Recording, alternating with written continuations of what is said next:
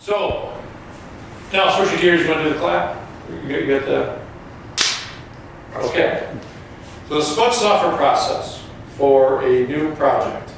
What we're going to talk about is a client came to us with some actual mock-up wireframes of a mobile app, which is a lot more than we usually get. A lot of times we just get a napkin or a phone call or hey, it'd really be nice if X, Y, Z. We take a bunch of notes, write stuff up, and whatever. But this person actually took the time, wrote up a bunch of screens. Oh, it looks like it's not going to be perfect, of course. They know that wouldn't be weird the first time. So, but it's a really great starting point.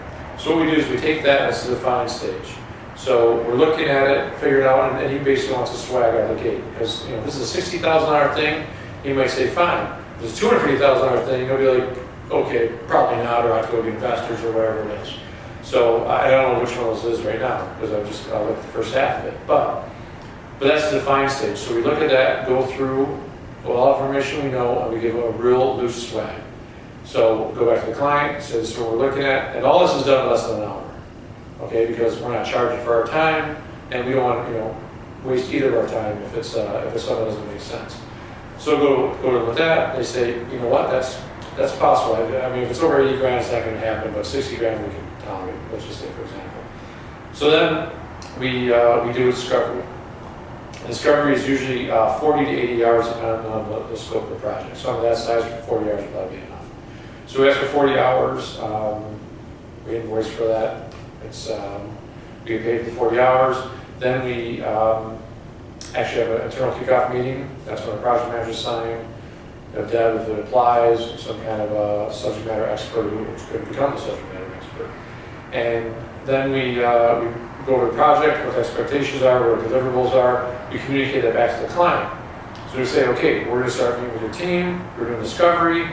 This is what the outcome is going to be. When we're done with this, you're going to get a flow chart. You're going to get completed wireframes. You're going to get an understanding of your network infrastructure, how the data flows through your network for this project. Whatever it is, it's kept within a box because discovery quickly turned into all of a sudden full design, and then it gets really expensive. So we get approval on that. Everyone's on the same page. We have a kickoff meeting with the client. Client introduces us to the key players. We meet with them, take tons of notes, get a full understanding of everything, come back here, write stuff up, probably another meeting or two, write some more stuff up, release some phone calls, and before you know it, 40 hours is used up. But at that time, we usually have a pre-firm price. I mean, plus or minus here or there, but now instead of $60,000, it could be, you know what, it's going to be close to 80, or what we found, there's these plugins, these other open source things, other things we do, it's actually going to be $25,000. Or, you know what, the full gamut is going to be 100 grand, but to get you the prototype, you need to go get investors, or to be able to get you to go to market with it, to get the basic users going in the local market. We can do that for 25 or 30 grand. Let's do that. Let's take it for a run and see what happens with it. Get some paying customers. So we do that. That's through the design phase. And then they say, go with it. Well, it's the first step, design phase is really discovery. You're almost getting to 5Ds instead of 4Ds. But anyway, so finish the design phase. They say, go for it. That's when we go complete detail. We take a high-level flow chart, create the wireframes. As we do the wireframes, we update the flow chart. After the flow chart, we sign off. We do the wireframes, get sign off. But it's done in more of a chunk process, sprints, some people call it. But what it is we have the big picture already defined. We already have the box drawn. We don't want to go outside the box because it costs more money then, it costs more time. So we keep that. We keep doing the wireframes, getting sign-offs. We do those releases, they're called, and as each release is complete, we get signed off. Go on the next one. Ideally, as the client is testing or signing off in production, or at least QA, a release, we're already developing for the next release. So there's always that overlap between when we're going live and working on the next release. So we move at a fast pace. We do hold the clients accountable as much as ourselves, because we do need sign-offs quickly, we need feedback quickly, to keep it going, because if things get drawn out, things get expensive. having people stop and start projects is very time consuming. So we want to keep the pace going, both on our end as well as the clients. And besides that, sooner we get it done, they're using it, and it's hopefully either making their money or saving their money, depending on its internal or external use. So they sign off on all that stuff. We're doing development as we're doing that. So define is done, design, development are happening. Is that in turn or coincide? They're kind of staggered. They have a little bit of overlap. Together at the same time, simultaneously. There you go. Something like that. So those are being done. And then, and deliver is also being done with at the same time, because sometimes we're literally going to production in releases. A lot of times we're doing releases that are just QA and we do a full launch at the end.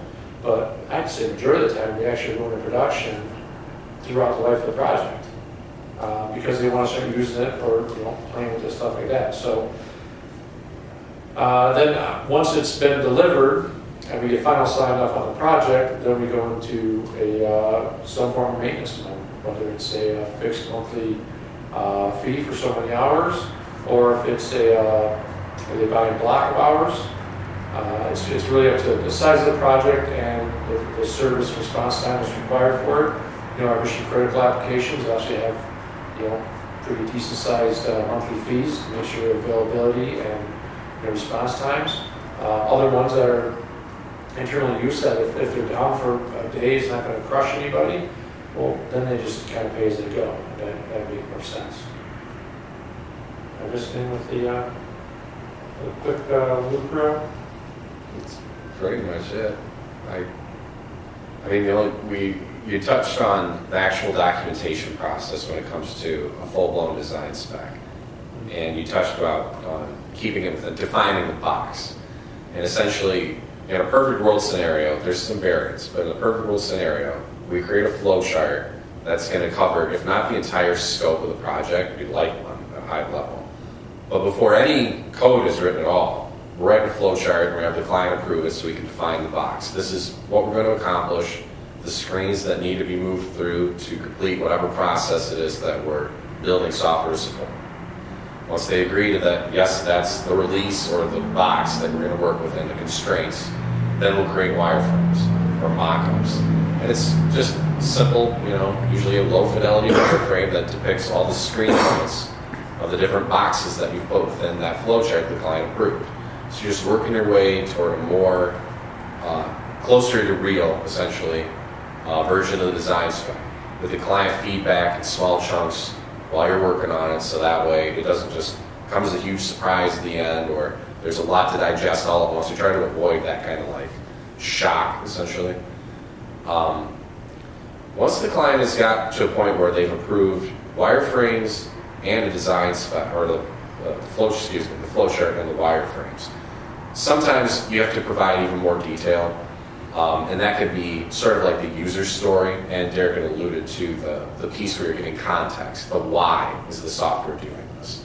So in that case, what we'll do is, in addition to making sure that the flowcharts call out which screens the wireframes are pertinent to, so there'll be like a little box on the wireframe a little box on the flowchart for wireframe number 1, and so on and so on.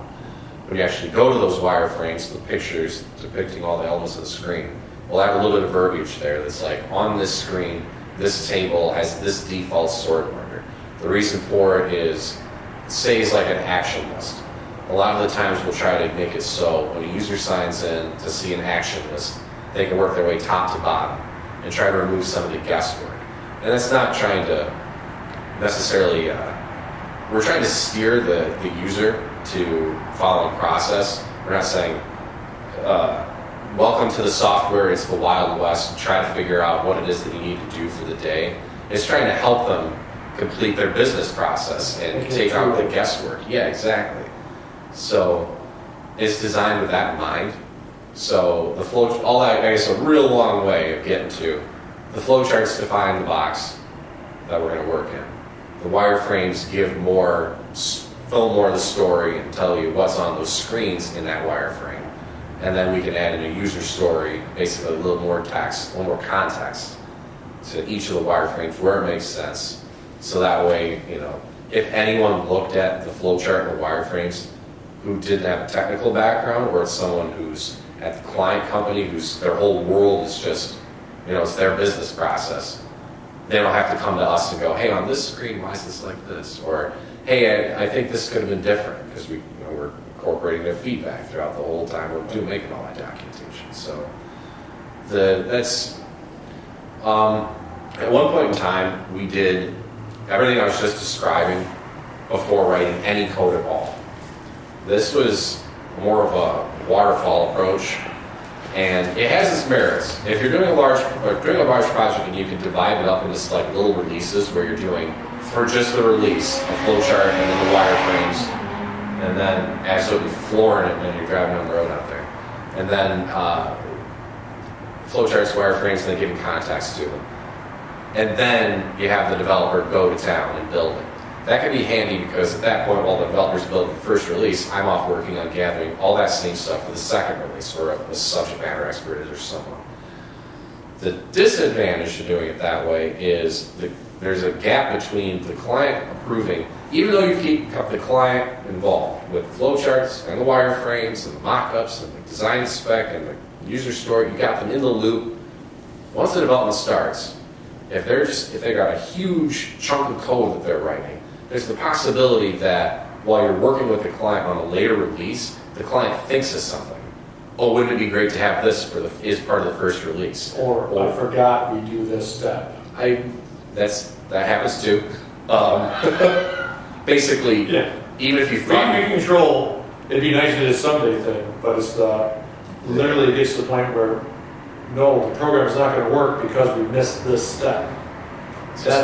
Then you have to make that change order then you have to increase the price, then you have to increase the timeline, and everyone gets upset. And it messes us up internally too, because we have next projects supposed to be working on, we're supposed to be making deadlines to move on to other things too, so. right, Let alone the client's gotta spend more money and take more time and not make their deadlines. So we really want to avoid changeovers as much as possible. So, yeah, the waterfalls, yeah, that's not good. it's not ideal. The easiest way is just to keep it small. Either you want smaller deliverables, you want more interactivity that in the client's hands sooner rather than later. That's part of why a lot of the times once we get everything that you were just saying, we get to that point at the end of a project, a lot of the times when we're into maintenance mode, a lot of the times what we'll do is we'll have the client commit to, say, a prepaid block of hours, be it like 80 or 160, whatever hours it is. We'll have a pool of hours that we can work from. So that way as the client says, hey, on screen X, wouldn't it be cool if we changed it to do this instead in this way? We go, yeah, absolutely. Let's spec that out real quick. Well, what else is going to be needed? Get the developer's estimate of that. Get you to approve the change, the client to approve the change. And then we'll schedule it for the development team to knock out. And then we'll just keep doing that and adding more and more changes over time. And when there's small chunks like that, it's easy. For one, it's easier to digest financially. For two, you have the client more in control because it's like, oh, I just made these little incremental changes as opposed to version 2.0 is around. Step one, everything is in a completely different place than it was before. Try not to do that kind of shock too. Well, try to do that kind of shock just because it's mean, and also because we have to support the client and the client's team or the client's customers. And if the client's team or client's customers are now monopolizing all the client's time with questions of why is the software doing this all of a sudden, that's not helping anybody. So it's just keeping it small like that is a way of managing the client's expectations, both financially and for what their software is going to do, and also for managing, in a way, the client's teams or client's customers' expectations. At the very least, you're empowering the client to be able to do that.